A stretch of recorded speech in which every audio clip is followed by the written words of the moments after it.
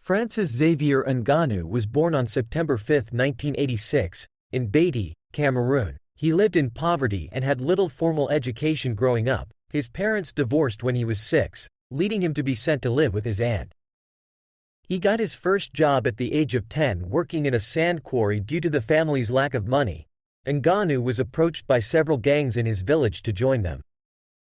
However, he refused, using his father's negative reputation as a street fighter to do something positive, leading him to pursue boxing. Despite his family's reservations, Ngannou began training in boxing at the age of 22. He later decided to train in Paris but was jailed for 2 months in Spain for illegally crossing the border. Upon reaching Paris, he was homeless, had no cash, and no friends. He later met Francis Carmont, who introduced him to Fernand Lopez and the MMA Factory. Fernand managed to persuade him to try MMA and allowed Francis to train and sleep at the gym at no cost. Lopez assured Ngannou that a faster way to the big show would be through mixed martial arts. Lopez was spot on with that assessment, as the Predator tore through his early competition with ease and was knocking on the door of the UFC just over 2 years after turning pro. With a movie-like journey from working the sand mines of Cameroon to achieving greatness in his field on the biggest of stages, Francis Ngannou has already lived through so many trials and tribulations, yet it feels like he's just getting started. Not listening to the critics along the way, the Predator has continuously bet big on himself, which has been a theme throughout his life. When Ngannou was rising through the ranks of the UFC, he was slotted on the undercards of average fight night cards, making pennies. Fast forward 7 years of hard work, and now he's headlining historic boxing events. It's been a wild ride for the humble giant. Let's take a look at how amazing it's been. How has been Francis Ngannou's journey to big fights? With no money to his name but a dream of generational wealth, Ngannou zeroed in with his focus to learning more than just the art of punching. The 6'4" fighter started to learn jiu-jitsu, wrestling and kickboxing as well to add more weapons to his ungodly punching power. France has a rich history of kickboxing, but as Ngannou would later decide, he must leave his newly beloved country to strengthen his grappling skills elsewhere. With all the power in the world, Ngannou, ironically, won his debut MMA fight in November 2013 with a submission finish. You can't make it up. He would lose his second ever pro fight though, but never looked back from that defeat, as he would string together 10 straight victories to catapult himself into the limelight. As Ngannou started to climb the rankings with his devastatingly great performances, he made it a personal goal to improve his English. With a growing dictionary, the charming knockout artist could now interact with more fans and media, which increased his glow. It turned out to be a long night at the office for the Cameroonian. Miocic was able to withstand the early power threat from Ngannou and turned the tides with his wrestling to secure a unanimous decision victory. Ngannou has admitted that he learned many valuable lessons from this loss. From rushing into a fight to not having the proper grappling repertoire, UFC 220 was a turning point for Ngannou, a student of combat. Francis Ngannou's boxing debut versus Tyson Fury. Ngannou proved everybody wrong with his choice to leave UFC. Ngannou's 2018 campaign had a few down moments that caused a reflection period, but after changing teams and coaches, Ngannou leveled up greatly.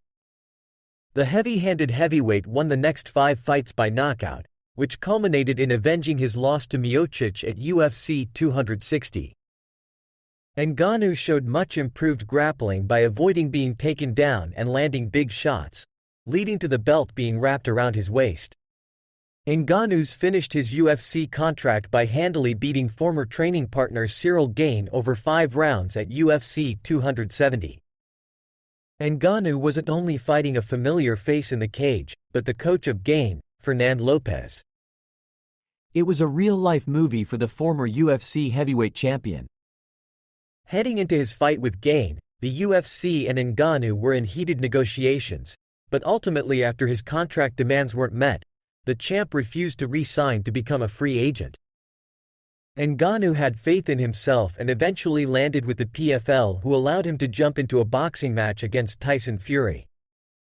Like many times before, Ngannou was counted out and thought of as to being out of his league when going against one of the greatest boxers ever.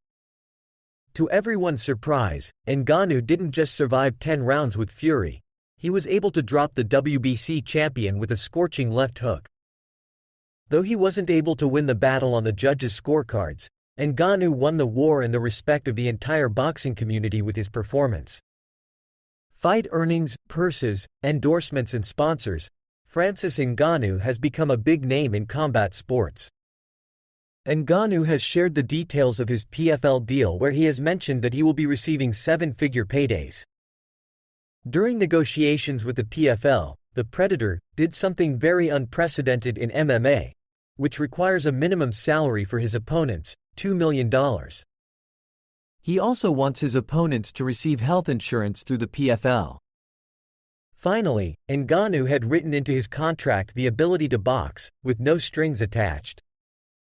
When he is not making his money from fighting, he will be taking part in a whole host of paid endorsements on social media, which include Fight Game, Cryo Pain Relief, CBD Research Labs, and Gym King Fight Division, according to Marca.com. What is Francis Ngannou's next fight? Francis Ngannou will face Anthony Joshua in March. As a combat sports athlete, being in the driver's seat can be a rare position to be in. Having the power to wave a wand at promoters and opponents to kowtow to your every request is a short-lived period of time in any high-level fighter's career. After leaving the UFC, Ngannou bet on himself to find success outside the octagon. And though he did not beat Tyson Fury, he showed the public that he is serious about boxing and is not in the sport for publicity, but to prove his self-worth is correct. Incredibly, Ngannou will remain in the squared circle in his next fight, as it has been announced by promoter Eddie Hearn that the former unified heavyweight champion boxer, Anthony Joshua, will be the Cameroonian's next opponent. And it will be a massive event. Many speculated that Ngannou's next challenge in the ring would be against Deontay Wilder or Dillian Whyte or Derek Chisora, but after going $240,000 at UFC 270 against Gane, which was his highest as a UFC fighter. WHO is Francis Ngannou's girlfriend. Francis Ngannou is rumored to be dating a former UFC women's champion, and the internet can't get enough of it. The Cameroonian mixed martial artist has done a good job of keeping his private life away from the watchful eye of the media. However, the former UFC heavyweight champion is rumored to be dating a fellow former champion in Miesha Tate. The pair seem to be romantically linked, although there has been no confirmation from either side. Miesha Tate and The Predator first met in April 2022 at the UFC Performance Institute. Tate, who is a mother to 2 children, introduced her children to the former heavyweight champion and even took to Twitter to express how nice Ngannou was with her kids. Since then, the pair have run into each other multiple times publicly, like the UFC London event where they clicked a picture together. Miesha Tate has 2 children from her previous relationship with MMA fighter Johnny Nunez. The pair have since separated, and Tate is currently preparing to make a comeback in the UFC after retiring from the sport earlier and then joining One Championship as vice president. Francis Ngannou, on the other hand, is coming off arguably the biggest fight of his career against Tyson Fury.